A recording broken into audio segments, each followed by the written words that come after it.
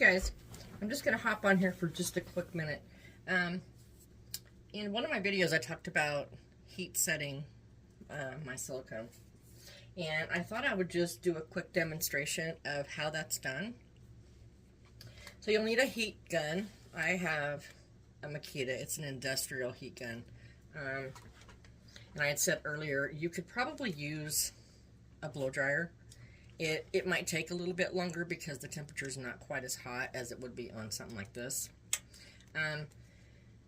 But what you're going to do is, what you're trying to do anyhow, is you're trying to just warm the area around the silicone so it speeds up the curing process.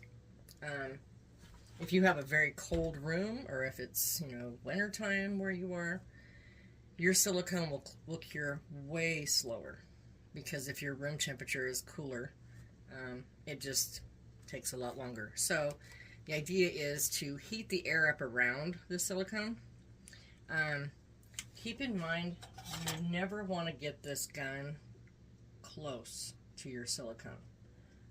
You want to stay about 12 or 18 inches away, and you want to be constantly moving.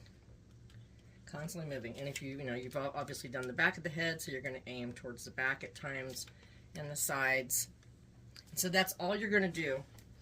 If you're using a professional heat gun, it takes my silicone 5 to 6 minutes to be fully cured. And when you're done heat setting it, you will test it, and I'll show you how to do that. So it's going to get noisy here for just 1 second. So just make sure you stay 12 to 18 inches away.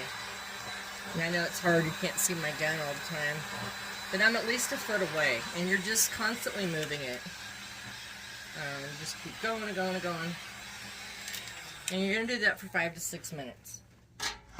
So when you're all done, you let your parts, or your head, or whichever you're working on, you let it sit for just a few minutes until it cools off, and then you're going to test your silicone to see if it's cured. If it's not, then you'll go back and heat it another 1 to 2 minutes till it is cured.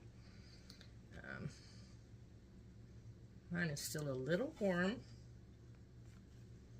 but as long as the paper comes off with no color, then your silicone layer is cured and you can go on to the next layer. Okay? It just speeds things up a little bit. Otherwise, depending on room temperature, a layer could take 4 to 6 hours to fully cure, or even longer if it's really cold.